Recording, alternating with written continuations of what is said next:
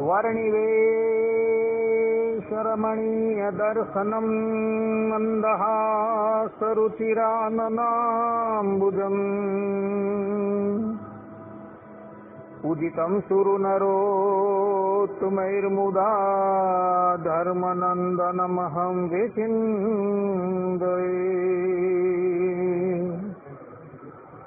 अस्मद्गुरो समारम्भां नाथयामो नमध्यमाम् लक्ष्मीवल्लभपर्यन्तां वन्दे गुरुपरम्परा वन्दे गुरुपरम्परा।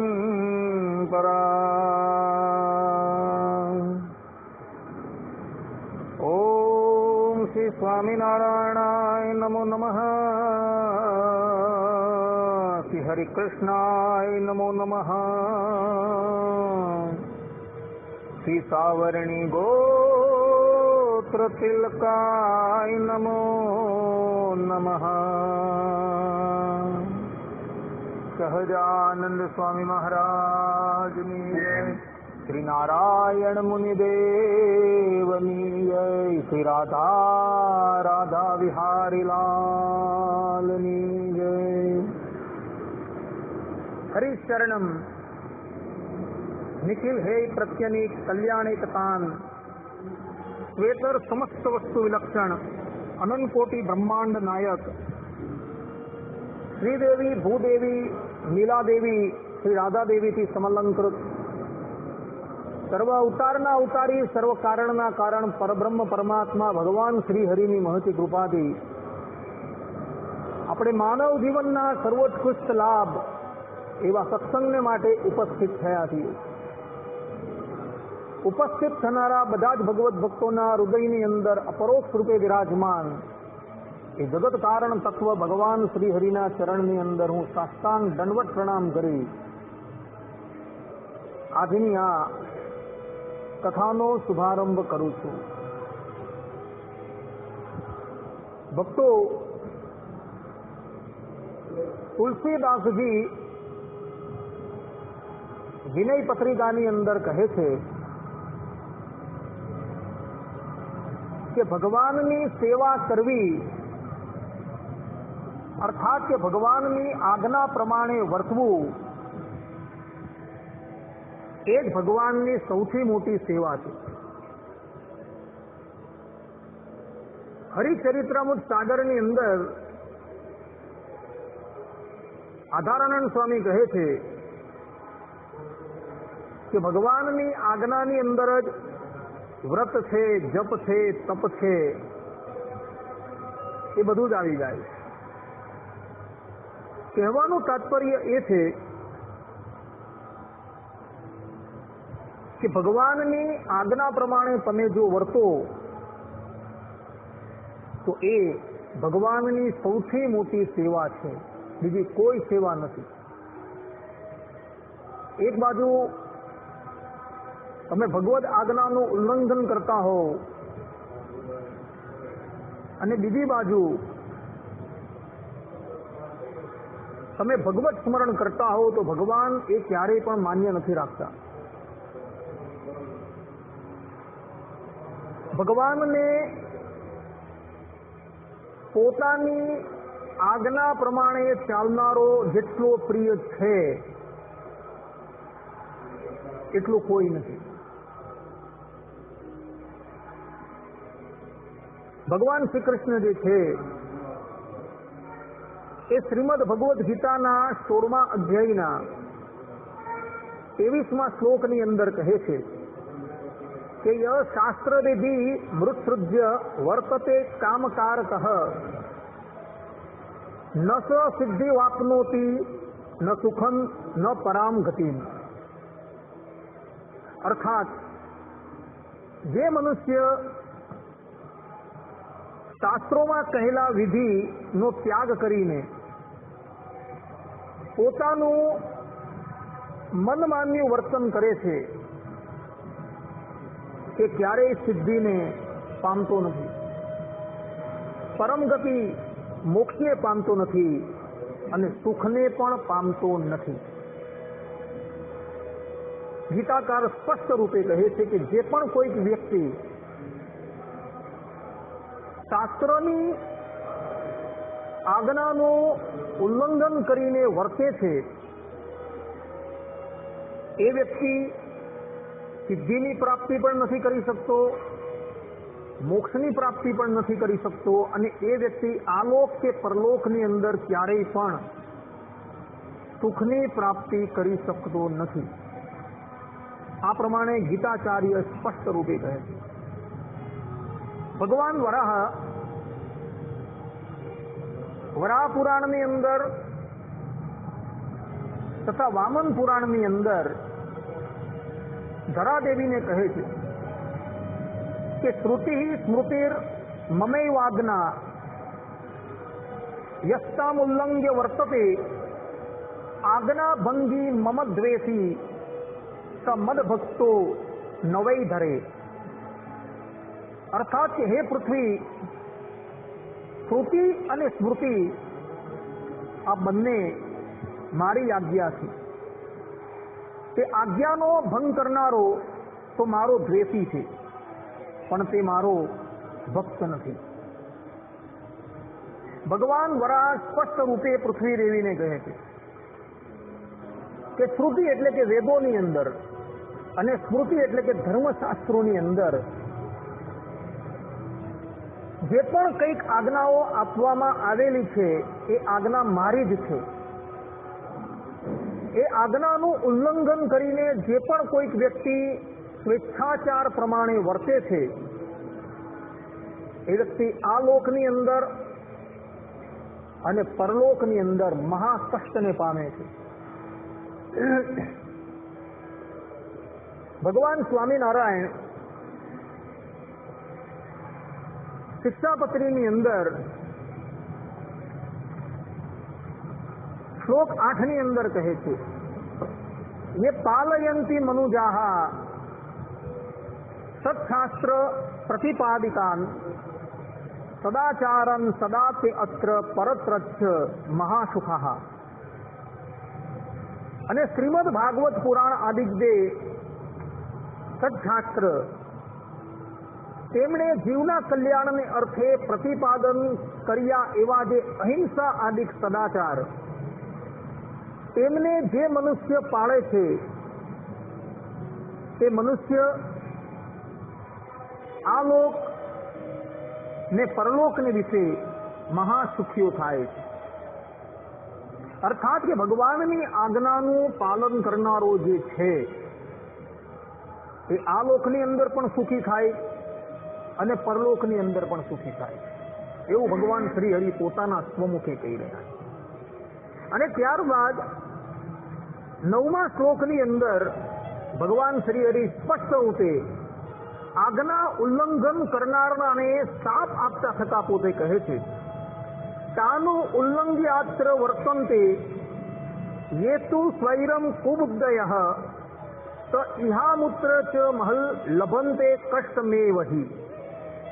અને તે સદાચારનું ઉલ્લંઘન કરીને જે મનુષ્ય પોતાના મનમાં આવે તેમ વર્તે છે તે તો કુબુદ્ધિવાળું છે અને આલોક તથા પરલોકને વિશે નિશ્ચય મહા કષ્ટને પામે છે.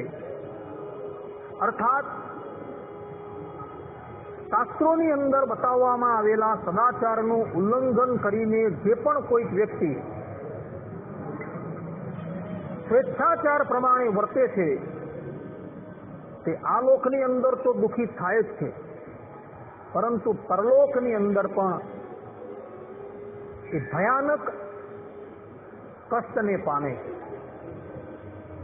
માટે સાર એ જ છે કે ભગવાનની આજ્ઞા પ્રમાણે વર્તવું, પરંતુ ભગવાનની આજ્ઞાથી વિરુદ્ધ ક્યારેય પણ વર્તવું નહીં.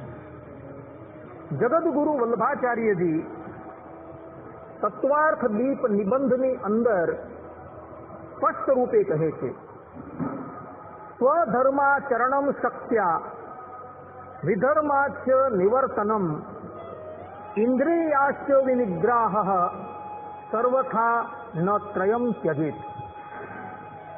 અર્થાત કે પોતાની શક્તિ પ્રમાણે સ્વધર્મ પાળવો, વિધર્મથી દૂર રહેવું અને ઇન્દ્રિય રૂપી ઘોડાઓને કાબૂમાં રાખવા, આ ત્રણ બાબતને કોઈ પણ રીતે તજી દેવી નહીં. જગતગુરુ વલ્લભાચાર્યજી તત્વાર્થ દીપ નિબંધની અંદર આ વાત સ્પષ્ટ રૂપે કહે છે કે પોતે સ્વધર્મની અંદર તો અવશ્ય રહેવું, વિધર્મ એટલે કે અધર્મથી હંમેશા દૂર રહેવું, અને ઇન્દ્રિયો જે છે એ ઇન્દ્રિયોને પોતપોતાના વિષયમાંથી અર્થાત કે જગત સંબંધી માઇક વિષયોમાંથી દૂર કરીને ભગવાન સંબંધી વિષયોની અંદર જોડવી. આ પ્રમાણે જગતગુરુ વલ્લભાચાર્યજી પણ ભગવાનની આજ્ઞા પાળવાની ઉપર ભાર મૂકી રહ્યા. ભારદ્વાજ સંહિતાની અંદર દ્વિતીય અધ્યાયના પ્રથમ શ્લોકની અંદર ભારદ્વાજ મુનિ કહે છે, કૃતાનુકૂલસ્ય સંકલ્પ પ્રાતિકૂલ્યમ વિવર્જયેત. અને એ જ વાત અહિર્બુધન્ય સંહિતાની અંદર અહિર્બુધન્ય મુનિ પણ પોતે કહી રહ્યા છે કે આનુકૂલ્યસ્ય સંકલ્પ પ્રાતુકૂલ્યમ વર્જયેત. અર્થાત કે ભગવાનની આજ્ઞા અનુસાર વર્તવું, પરંતુ ભગવાનની આજ્ઞાથી વિરુદ્ધ ક્યારેય પણ વર્તન ન કરવું. આ પ્રમાણે આ બંને મહર્ષિઓ પણ સ્પષ્ટ રૂપે જીવાત્માઓને આજ્ઞા કરે છે કે ભગવાનની આજ્ઞા પ્રમાણે જ વર્તવું, પરંતુ ભગવાનની આજ્ઞાથી વિરુદ્ધ ક્યારેય પણ વર્તવું નહીં. અને આ જ વાત યાજ્ઞવલ્ક્ય ઋષિની સ્મૃતિની અંદર તૃતીય અધ્યાયના 219મા શ્લોકની અંદર યાજ્ઞવલ્ક્ય ઋષિએ પણ કહેલી છે. યાજ્ઞવલ્ક્ય ઋષિ કહે છે કે તે શાસ્ત્રોની આજ્ઞા પાડે નહીં, નિષેધ કર્યો હોવા છતાં પણ પાપમય આચરણ કરે અને પોતાના ઇન્દ્રિય અંતકરણને વિષય ભોગથી રોકે નહીં, આવા મનુષ્યોની અવશ્ય અધોગતિ થાય છે. બ્રહ્મર્ષિ પોતે કહી રહ્યા છે કે જે શાસ્ત્રોની આજ્ઞાનું ઉલ્લંઘન કરે છે, શાસ્ત્રોની અંદર જે કાર્ય કરવાનો નિષેધ કરેલો છે છતાં પણ એ કાર્યની અંદર એ પ્રવૃત્ત થાય છે અને પોતાના ઇન્દ્રિય અને અંતકરણ જે છે એને વિષય ભોગથી રોકતો નથી, તો એ વ્યક્તિ જે છે એ અવશ્ય અધોગતિને પ્રાપ્ત કરે છે.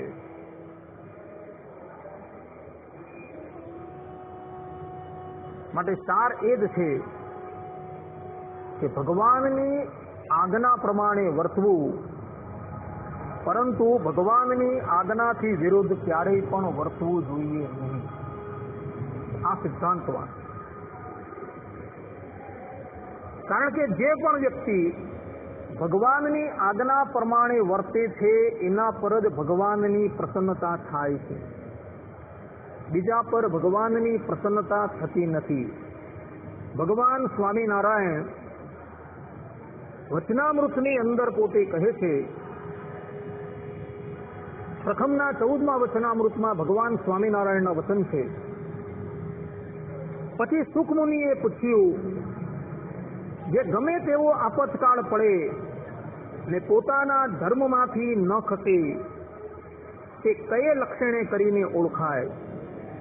પછી શ્રીજી મહારાજ બોલ્યા કે જેને પરમેશ્વરના વચનની ખટક રહે અને નાનું મોટું વચન લોપી શકે નહીં, એવી રીતનો જેનો સ્વભાવ હોય તેને ગમે તેવો આપતકાળ આવે તોય એ ધર્મ થકી પડે જ નહીં.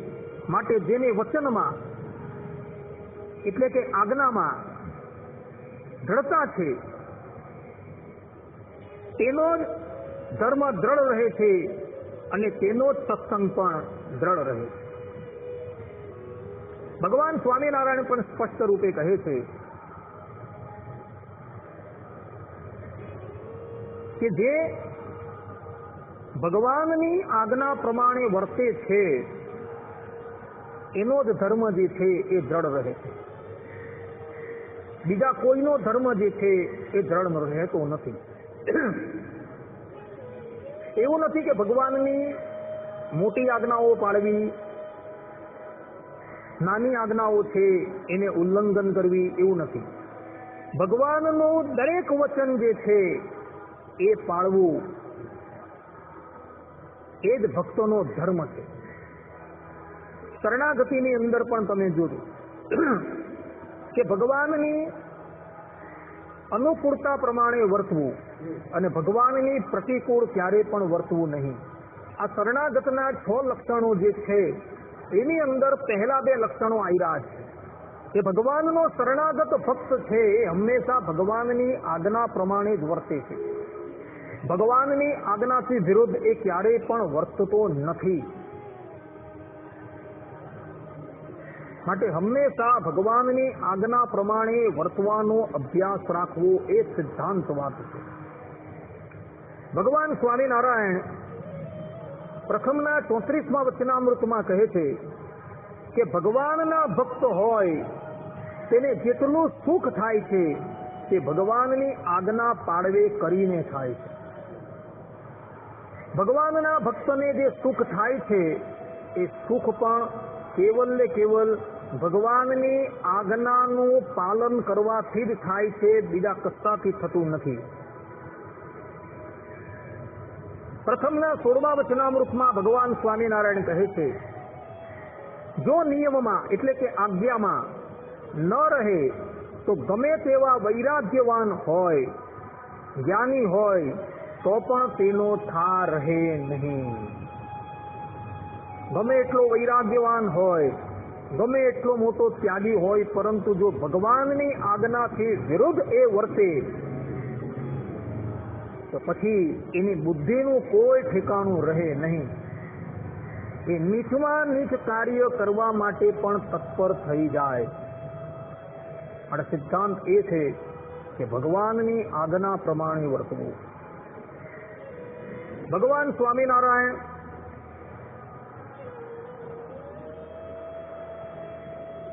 પ્રથમના 61મા વચનામૃતમાં કહે છે કે જેમાં 3 વાના હોય તે પાકો સત્સંગી કહેવાય. તે 3 વાના કયા? તો એક તો પોતાના ઈષ્ટદેવે જે નિયમ ધરાવ્યા હોય તે પોતાના શિર સાથે દ્રઢ કરીને પાળે, પણ એ ધર્મનો કોઈ દિવસ ત્યાગ ન કરે.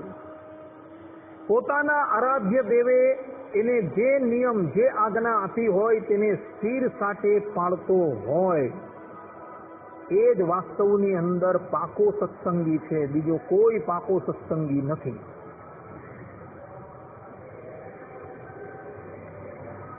ભગવાન સ્વામિનારાયણ વચનામૃતમાં કહે છે કે મોટત્ય તો પ્રત્યક્ષ ભગવાનના નિશ્ચય કરીને તથા તે ભગવાનની આજ્ઞાને વિશે વર્તવે કરીને છે.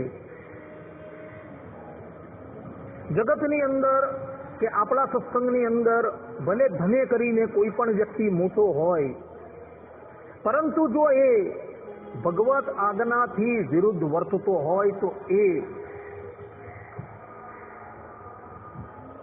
મોટો વ્યક્તિ નથી. પરંતુ ધને કરીને દુર્બલ છે,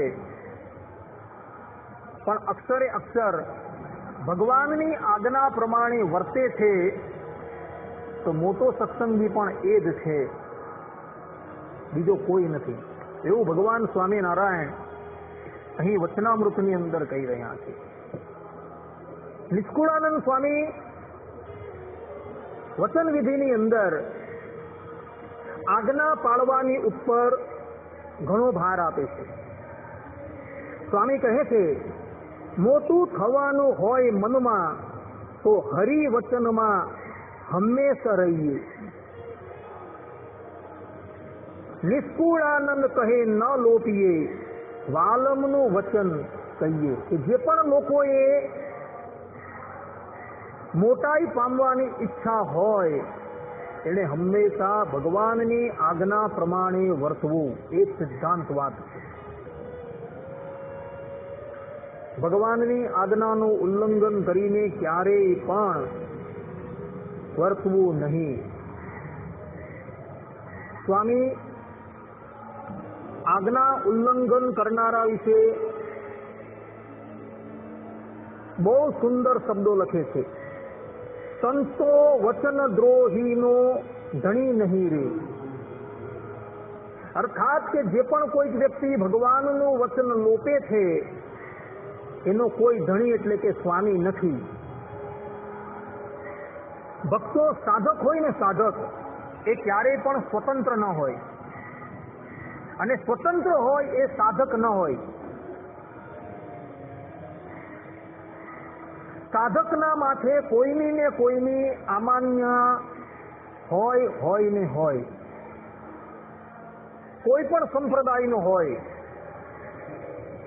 પરંતુ એ સંપ્રદાયની અંદર જે મોટા પુરુષો થયા હોય અને એ મોટા પુરુષોએ જીવાત્માને સરળતાથી પરમાત્માની પ્રાપ્તિના જે ઉપાય બતાવેલા છે એ ઉપાયનું ઉલ્લંઘન કરીને જો સ્વેચ્છાચાર પ્રમાણે વર્તવામાં આવે તો એ સાધક ક્યારેય પણ સિદ્ધિની પ્રાપ્તિ નથી કરી શકતો, કે મોટપ્ય પ્રાપ્ત કરી શકતો નથી. માટે જેણે પણ જગતની અંદર મોટી પદવી પામવી છે, પરમાત્માની પ્રાપ્તિ કરવી છે, આ લોકની અંદર કે પરલોકની અંદર સુખી થવું છે, એને ભગવાનની આજ્ઞા પ્રમાણે જ વર્તવું એ સિદ્ધાંત વાત છે. કારણ કે તુલસીદાસજી જે છે એ વિનય પત્રિકાની અંદર સ્પષ્ટ રૂપે કહે છે કે ભગવાનની આજ્ઞા પ્રમાણે વર્તવું એ ભગવાનની સૌથી મોટી સેવા છે. અને એ જ વાત આધારાનંદ સ્વામી જે છે હરિચરિત્રામૃત સાગરમાં કહે છે કે ભગવાનની આજ્ઞાની અંદર વ્રત છે, જપ છે, તપ છે, એ બધું જ આવી જાય છે. એને પૃથક રીતે વ્રત છે, જપ છે, તપ કરવાની જરૂર નથી. ભગવદ આજ્ઞાની અંદર એ વર્તે છે એ જ સૌથી મોટું તપ છે, બીજું કોઈ તપ નથી.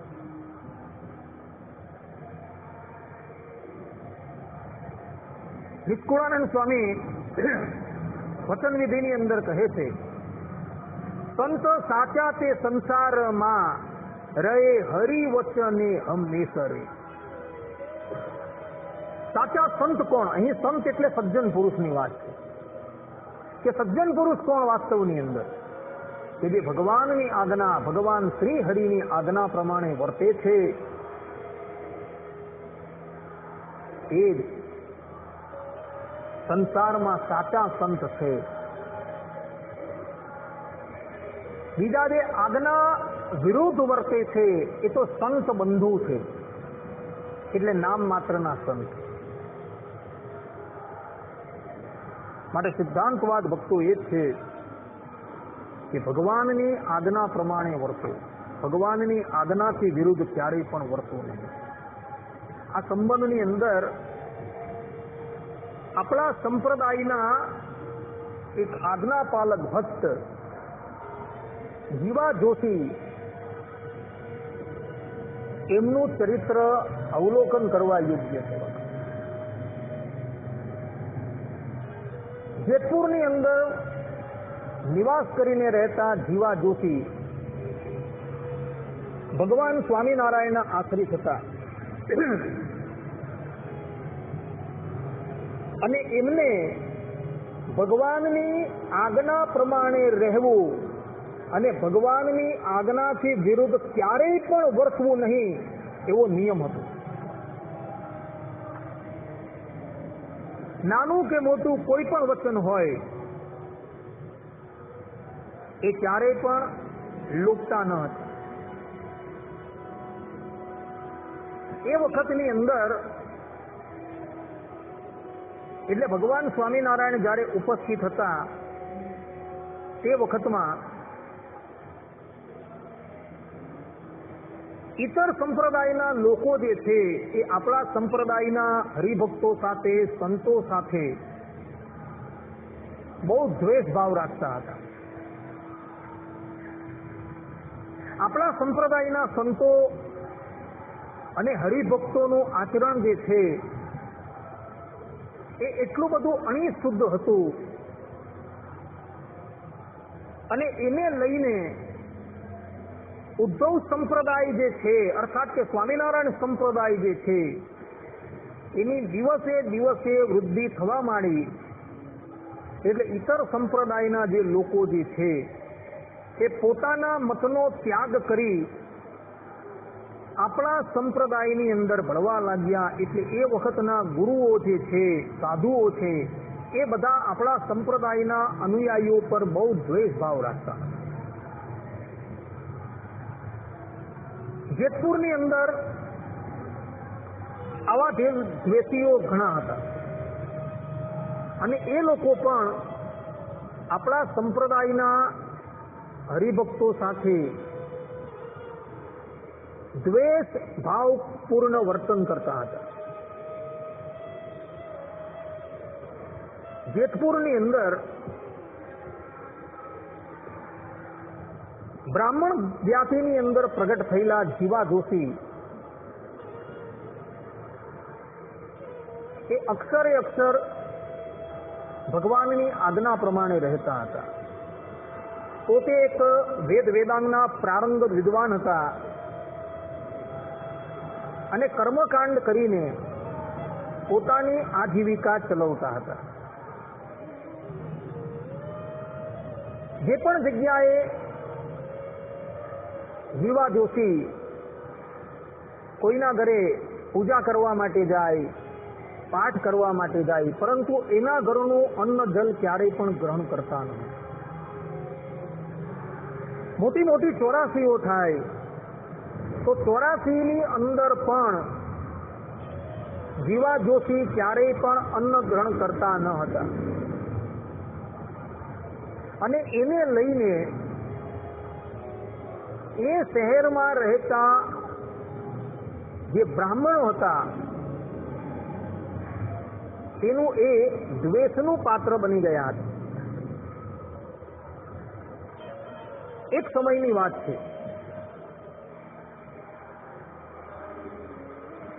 જેતપુરના રાજા એમણે બ્રાહ્મણોની ચોરાસી કરી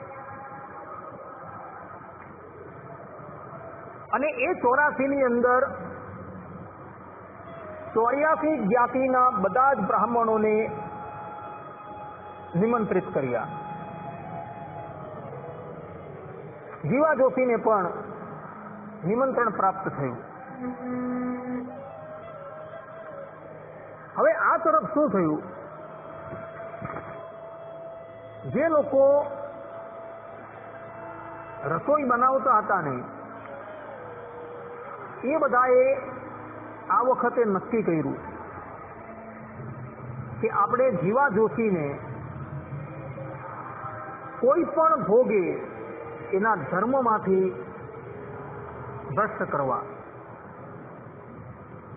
જીવા જોશી લસણ અને કાંદા ક્યારેય પણ ભક્ષણ કરતા નથી. તો આપણે આજે જીવા જોશીને લસણ અને કાંદા જે છે એ ખવડાવીએ અને એને લઈને એ બધાએ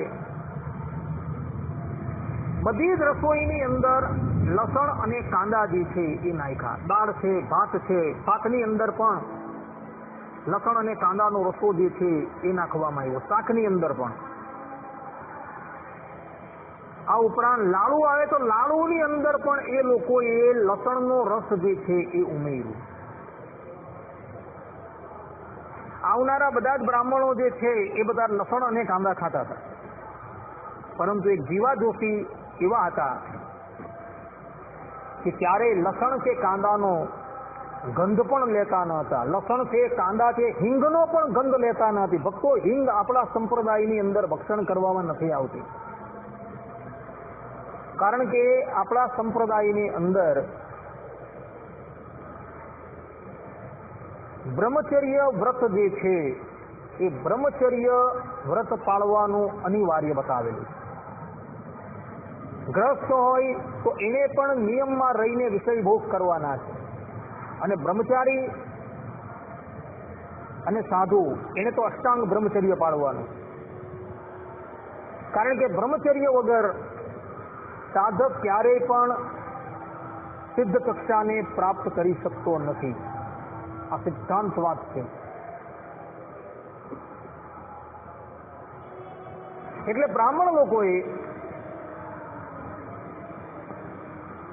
ખાનપાનની બધી જ વસ્તુની અંદર લસણ અને કાંદો નાખેલો હતો. સમય પ્રમાણે બધા જ બ્રાહ્મણો 84 ની અંદર ઉપસ્થિત થયા અને બધાની પંગત જે છે એ પડી ગઈ. અને જ્યારે અન્ન પીરસવામાં આવ્યું અને જીવા જોશીને એ અન્નની અંદર લસણ અને કાંદાની દુર્ગંધ આવીને એટલે એ તત્કાલ પંગતમાંથી ઊભા થઈ ગયા. એમની સાથે એમનો પરિવાર પણ આવેલો હતો. એ બધા ઊભા થઈ ગયા એટલે પેલા બ્રાહ્મણ લોકોએ કહ્યું કે જીવા જોશી તમે કેમ પંગતમાંથી ઊભા થઈ ગયા? ત્યારે જીવા જોશી કહે છે કે હે બ્રાહ્મણો, આ સંપૂર્ણ અન્ન જે છે એ અભક્ષ્ય છે, કારણ કે એની અંદર લસણ અને ડુંગળી નાખવામાં આવેલા છે. અને લસણ અને ડુંગળી ખાવાનો નિષેધ અમારા ઈષ્ટદેવ ભગવાન સ્વામિનારાયણ એકાકી જ નથી કરતા. મનુ મહારાજ યાજ્ઞવલ્ક્ય ઋષિની સ્મૃતિની અંદર યાજ્ઞવલ્કે બધાએ જ લસણ અને ડુંગળી ભક્ષણ કરવાની ના પાડી. માટે અમે આ અન્ન જે છે એ ગ્રહણ ન કરી શકીએ.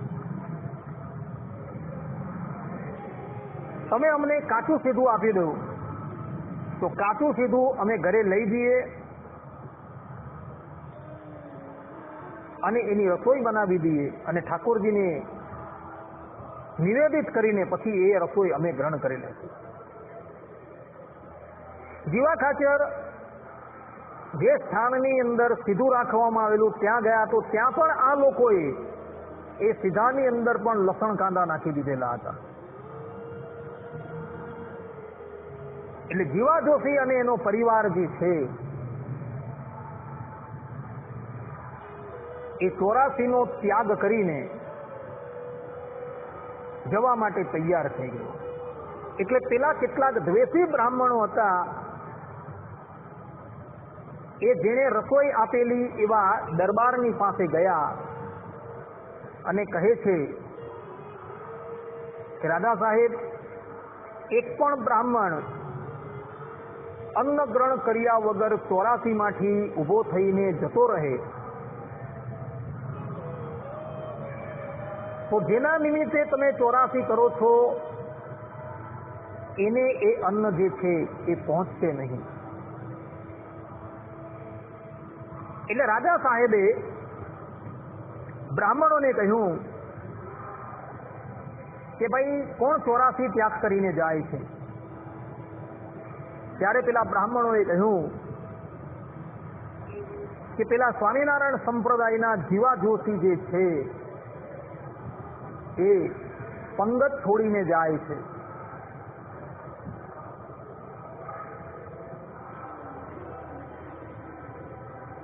ત્યારે રાજા સાહેબે જીવા જોશીને પોતાની પાસે બોલાવ્યા અને કહ્યું કે ભૂદેવ, તમે 84 નો ત્યાગ કરીને કેમ જાઓ છો?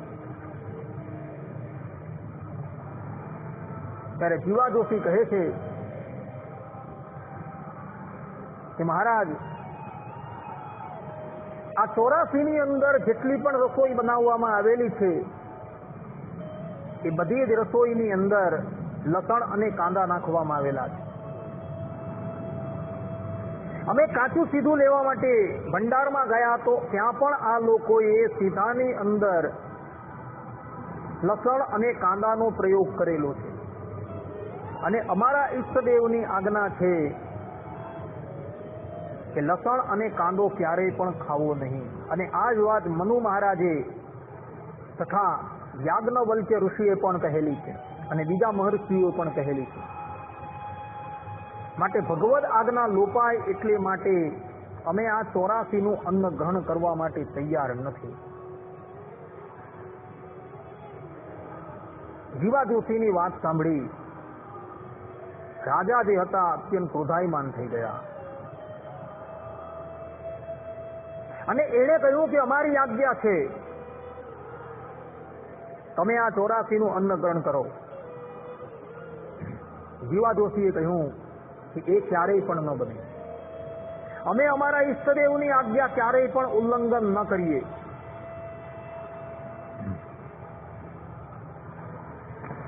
જીવા જોશીનો આ પ્રમાણે સ્પષ્ટ રૂપે ઉત્તર સાંભળી રાજાએ કહ્યું, તો જીવા જોશી તમે એક કામ કરો, તમારું ઘર છે તથા તમારી પાસે જે પણ કઈ ધન સંપત્તિ છે એ બધી જ વસ્તુ અત્યારે ને અત્યારે ત્યાગ કરી આ પહેરેલા કપડે તમે અમારું રાજ્ય છોડીને જતા રહો. સિપાહીઓને આજ્ઞા કરી કે જીવા જોશી પોતાના ઘરમાંથી કોઈ પણ વસ્તુ લેવા પામે નહીં, એને પહેરેલા કપડે જ આ રાજ્યની બહાર કાઢી મૂકો. જીવા જોશી અને એનો પરિવાર જે છે એ નિષ્ઠાવાન હતો. જીવા જોશી જેવા હતા તેવા જ એવા એમના પત્ની અને એમના પુત્રી પણ હતા. સમસ્ત પરિવાર જે છે એ ભગવાનની આજ્ઞાને પાળવાને અર્થે જેતપુર નગર છોડીને ગઢપુર તરફ પ્રયાણ કરે છે.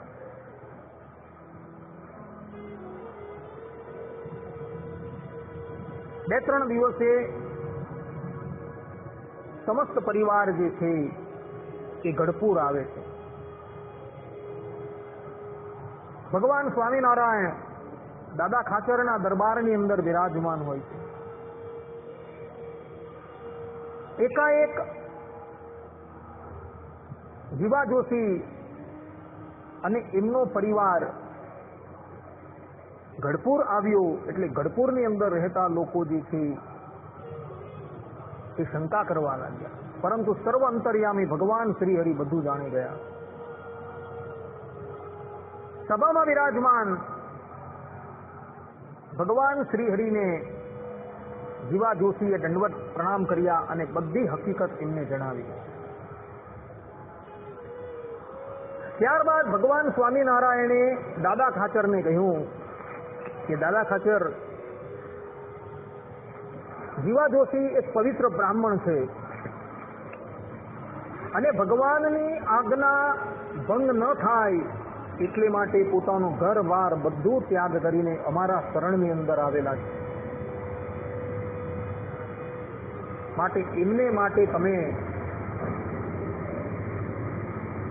જલપાનની વ્યવસ્થા કરો. દાદા ખાચર તો એક મોટા રજવાડા હતા. ભગવદ આજ્ઞા થતા જીવા જોશી માટે બધી જ વ્યવસ્થા એમણે કરી દીધી. થોડા દિવસ લગી જીવા જોશી ગઢપુરમાં રહે છે.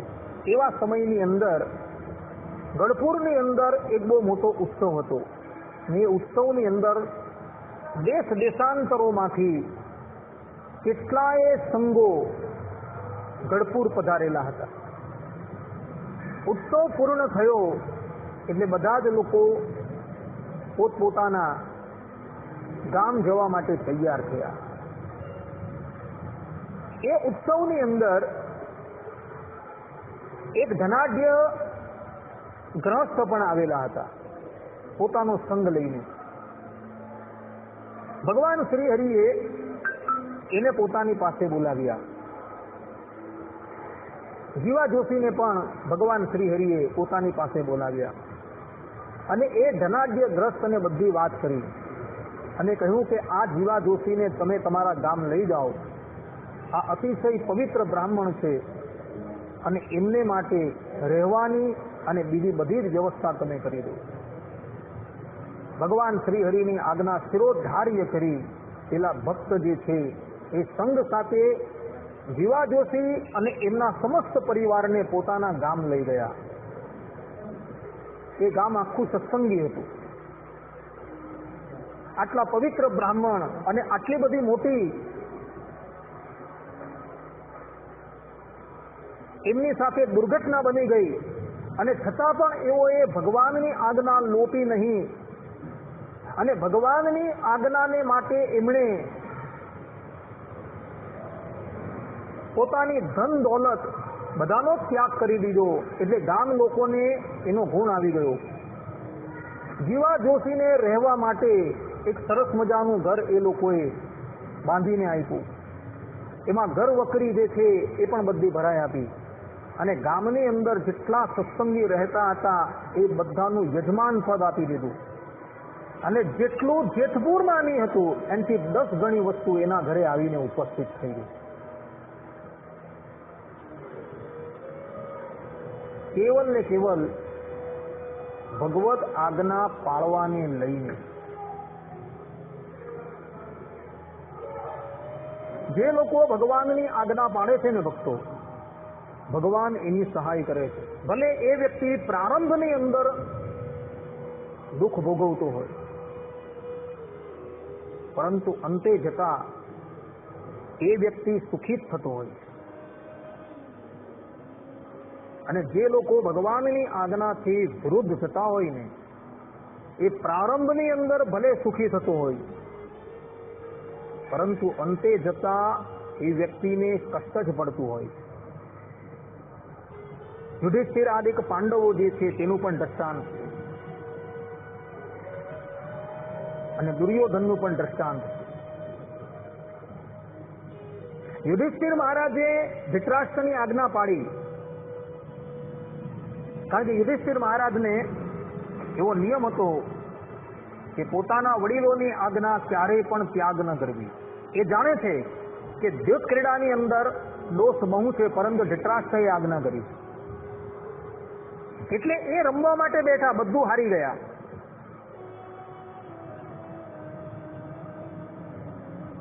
પરંતુ એણે એનું કોઈ પણ ફલ ભોગવવું નથી પડ્યું, કારણ કે એણે ધૃતરાષ્ટ્રની આજ્ઞા પાડી અને 13 વર્ષને અંતે જેટલું ન હતું એનાથી કેટલાય ઘણું એને પ્રાપ્ત થયું. પરંતુ જેણે આજ્ઞા આપેલી હતી, ગલત આજ્ઞા આપેલી હતી, એણે પોતાના 100 પુત્રનું મૃત્યુ પોતાની સન્મુખ જોવું પડ્યું.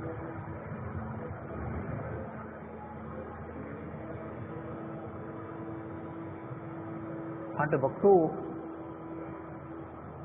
હંમેશા ભગવદ આજ્ઞા પ્રમાણે રહેજો. પાંડવો હંમેશા ભગવદ આજ્ઞા પ્રમાણે રહેતા હતા અને એને લઈને એ લોકો એવા ઐશ્વર્યને પ્રાપ્ત કરતા હતા કે જે ઐશ્વર્ય ઇન્દ્રાદિક દેવતાઓની પાસે પણ ન હતું. ભગવદ આજ્ઞાનું ઉલ્લંઘન કરવાથી પણ જીવાત્મા જે છે એ કષ્ટ પામે. એક વખતની વાત છે, બ્રહ્માનંદ સ્વામીએ ભગવાન શ્રી હરિને કહ્યું કે પ્રભુ, ખાણ ગામની અંદર મારા માતા પિતા જે છે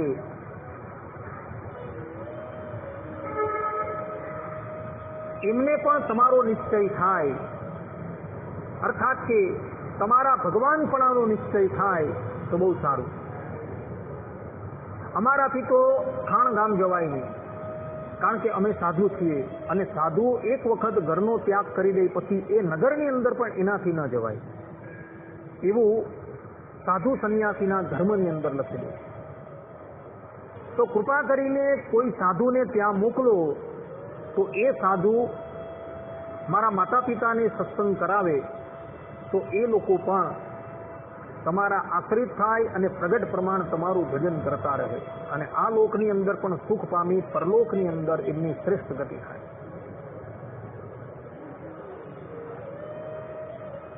આ પ્રમાણે બ્રહ્માનંદ સ્વામીએ કહ્યું. એટલે ભગવાન સ્વામિનારાયણે સભાની અંદર બિરાજમાન આત્માનંદ સ્વામીને આજ્ઞા કરી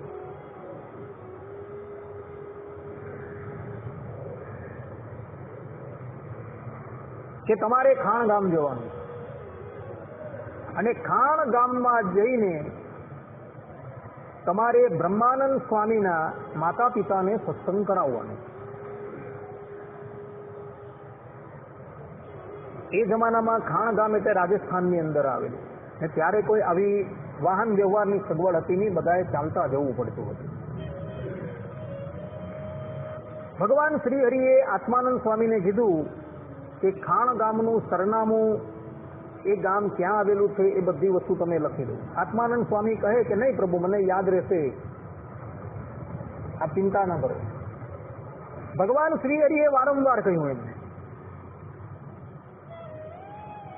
કે ખાણ ગામ કઈ જગ્યાએ આવ્યું એનું સરનામું તમે લખી દો. પરંતુ આત્માનંદ સ્વામી એમ જ કહે કે પ્રભુ અમને યાદ રહી જશે. આત્માનંદ સ્વામી ઓછામાં ઓછા 15 થી 20 સાધુઓને લઈને રાજસ્થાન ખાણ ગામ જવા માટે તૈયાર થયા.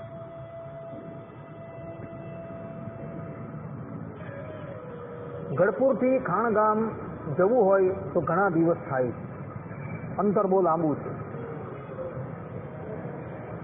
માર્ગની અંદર આત્માનંદ સ્વામી જે છે એ રસ્તો ભૂલી ગયા, ગામનું નામ પણ ભૂલી ગયા અને કેટલાય દિવસ એમનું મંડળ આમથી તેમ આંટા મારવા લાગ્યું, નામ યાદ જ નહીં આવે કોઈ. હારીને છેલ્લે ભગવાન શ્રી હરિની પ્રાર્થના કરી તો ભગવાન શ્રી હરિ દિવ્ય રૂપે પ્રગટ થયા અને કહે છે કે આત્માનંદ સ્વામી, અમે તમને પહેલેથી જ કહ્યું હતું કે તમે નામ ને બધું લખી દે, પરંતુ તમે લખ્યું નહીં એટલે તમે ભૂલા પડી ગયા. પછી ભગવાન શ્રી હરિ એમને રસ્તો બતાવે છે, ક્યાં જાય છે. આત્માનંદ સ્વામી બ્રહ્માનંદ સ્વામીના માતા પિતાને સત્સંગ કરાવે છે અને પછી થોડા દિવસ રહીને ગઢપુર આવે છે. કહેવાનું તાત્પર્ય એ છે ભક્તો કે ભગવદ આજ્ઞાનું ઉલ્લંઘન થયું તો આત્માનંદ સ્વામી જે સમાધિ નિષ્ઠ હતા એ પણ ભૂલા પડી ગયા. વિચાર કરો. માટે ભગવદ આજ્ઞાનું ઉલ્લંઘન ક્યારેય પણ કરવું નહીં, એ જ સિદ્ધાંત વાત છે. જે પણ કોઈ વ્યક્તિ નાની મોટી ભગવાનની આજ્ઞા પાળે છે એના પર જ ભગવાન પ્રસન્ન થાય છે.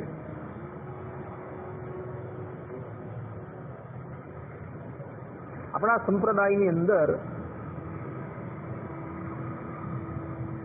અલૈયા ખાચર અને નાજા જોગિયાના જીવનનો એક પ્રસંગ જે છે એ અવલોકન કરવા યોગ્ય. એક સમયની વાત છે, નાજા જોગિયા અને અલૈયા ખાચરે એવો નિર્ણય કર્યો કે શિયાળાના 2 મહિના પ્રાતઃકાલે આપણે 3 વાગે ઊભા થઈ જવાનું અને ઉન્મત્ત ગંગાની અંદર નદીના મધ્યમાં ઊભા રહીને ઉગાડા વસ્ત્રે જ્યાં લગીન સૂર્યોદય ન થાય ત્યાં લગીન આપણે પાણીમાં રહીને તપસ્યા કરવાની. ભક્તો, કાઠિયાવાડની ઠંડી એટલે ભયંકર ઠંડી કહેવાય. કાશ્મીરની ઠંડી ગુલાબી ઠંડી હોય, ત્યાં ચામડા ફાટે નહીં, પરંતુ કાઠિયાવાડની ઠંડી જે છે એ પવનની ઠંડી કહેવાય, તમારા ચામડા એ ફાડી નાખે. અલૈયા ખાચર જે છે એનો તપસ્યાનો ઉદ્દેશ્ય એવો હતો કે તપસ્યા કરવાથી ભગવાન શ્રી હરિ મને સભાની અંદર હાર પહેરાવે, મારું બહુમાન કરે. જ્યારે નાગા જોગ્યાનો તપસ્યાનો ઉદ્દેશ્ય એવો હતો કે કેવલ ને કેવલ ભગવાન શ્રી હરિ મારા પર પ્રસન્ન થાય. ઘણા દિવસ પર્યંત બધાએ ઉભા રહીને તપસ્યા કરી, પરંતુ ભગવાન શ્રી હરિ કોઈના પર પ્રસન્ન થતા નથી. એક દિવસની વાત, માણસી ઘોડીને વથેરી આવવાની હતી અને ઘોડસારનું કાર્ય જે છે એ જેટલું નાગા જોગ્યા જાણતા હતા એટલું કોઈ ન જાણે. કારણ કે મોટા મોટા સમૈયાઓની અંદર પણ ભગવાનની ઘોડી એની સાચવણી નાગા જોગ્યા જ કરતા હતા. અને જ્યારે પણ ભગવાને ઘોડા પર બિરાજમાન થઈને કશે જવું હોય ત્યારે ઘોડો તૈયાર કરીને નાગા જોગ્યા જ લાવે, બીજું કોઈ લાવતું નહીં. ઘોડાની ચિકિત્સાની અંદર પણ એ બહુ નિષ્ણાંત હતા. હવે આ તરફ શું થયું, માણસી ઘોડીને વથેરી આવવાની એટલે ભગવાન શ્રી હરિએ નાગા જોગિયાને કહ્યું કે નાગા ભગત, હવે તમે તપસ્યા કરવાની રહેવા દો અને અમારી જે માણસી ઘોડી જે છે એની સેવાની અંદર તમે જોડાઈ જાઓ. નાગા જોગ્યાનો નિયમ એવો હતો કે ભગવાન શ્રી હરિ જે પણ કંઈક આજ્ઞા કરે એ આજ્ઞા આપણે પાલન કરવી. નાગા જોગ્યાએ કહ્યું કે ભલે પ્રભુ, તમારી જેવી આજ્ઞા. અમે તપસ્યા જે છે એ અત્યારે સમાપ્ત કરીએ. નાગા જોગ્યાની આ વાત સાંભળી ભગવાન શ્રી હરિ એમના પર એટલા બધા પ્રસન્ન થયા કે સભાની અંદર પોતાના કંઠની અંદર રહેલી પુષ્પમાળા જે છે કાઢીને નાગા જોગ્યાને પહેરાવી. પોતાના શ્રીઅંગની ઉપર જે વસ્ત્રો હતા એ વસ્ત્રો પણ કાઢીને ભગવાન શ્રી હરિએ એને અર્પણ કર્યા. શા માટે? કારણ કે નાગા જોગ્યા જે છે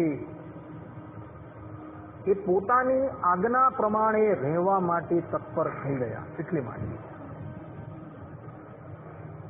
અને પેલી બાજુ અલૈયા ખાચરની ઉપર ભગવાન શ્રી હરિ એટલા બધા પ્રસન્ન ન થયા. કારણ કે અલૈયા ભક્તના હૃદયની અંદર માન હતું કે હું તપસ્યા કરું તો ભગવાન શ્રી હરિ સભાની અંદર મારું બહુમાન કરે. અને ભગવાન શ્રી હરિને માન વસ્તુ તો ક્યારેય પણ પ્રિય છે જ નહીં.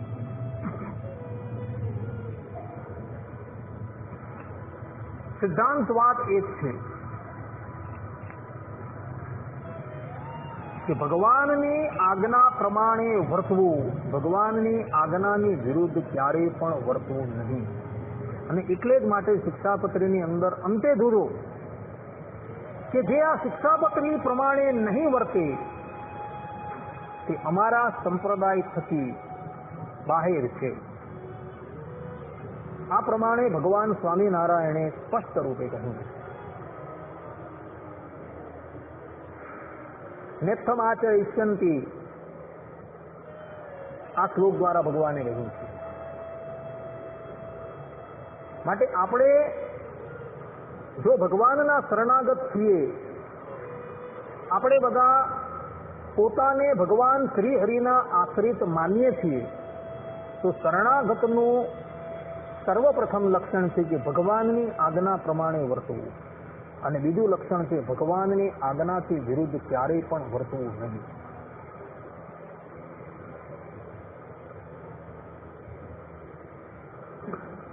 કઈ નથી આવડતું તો કઈ નહીં, ખાલી મનની અંદર એટલો દડાવ રાખો કે હું હંમેશા ભગવાનની આજ્ઞા પ્રમાણે વર્તીશ અને ભગવાનની આજ્ઞાની વિરુદ્ધ ક્યારેય પણ વર્તીશ નહીં. કારણ કે આજ્ઞા વિચ્છેદી મમ દ્રોહી વરા ભગવાન કહે છે શ્રુતિ સ્મૃતિ મમેવ આજ્ઞા આજ્ઞા વિચ્છેદની મમ દ્રોહી, કે શ્રુતિ અને સ્મૃતિ છે મારી આજ્ઞા છે, અને જે પણ કોઈ વ્યક્તિ આજ્ઞાનું ઉલ્લંઘન કરે છે મારો દ્રોહી છે, અને એ વ્યક્તિ મારો ભક્ત હોવા છતાં પણ એ મારો ભક્ત નથી. વરાહ પુરાણની અંદર ભગવાને કહ્યું છે. માટે જે પ્રમાણે ગ્રહસ્થને ગ્રહસ્થની આજ્ઞા થયેલી છે, જે પ્રમાણે ત્યાગાશ્રમીઓને ત્યાગાશ્રમીની આજ્ઞા થયેલી છે, એ જ પ્રમાણે એને રહેવાનું છે. પરંતુ આજ્ઞાનું ઉલ્લંઘન કરીને ક્યારેય પણ વર્તવાનું નથી. ભક્તો, આ સિદ્ધાંત વાત છે. એને તમે આજે સમજો કે વર્ષો પછી સમજો, પરંતુ આ જ સિદ્ધાંત પ્રમાણે રહેવાનું છે. અને જે આજ્ઞા પાડે છે તેના પર જ ભગવાનની પ્રસન્નતા થાય છે, ઇતર કોઈના પર ભગવાનની પ્રસન્નતા થતી નથી.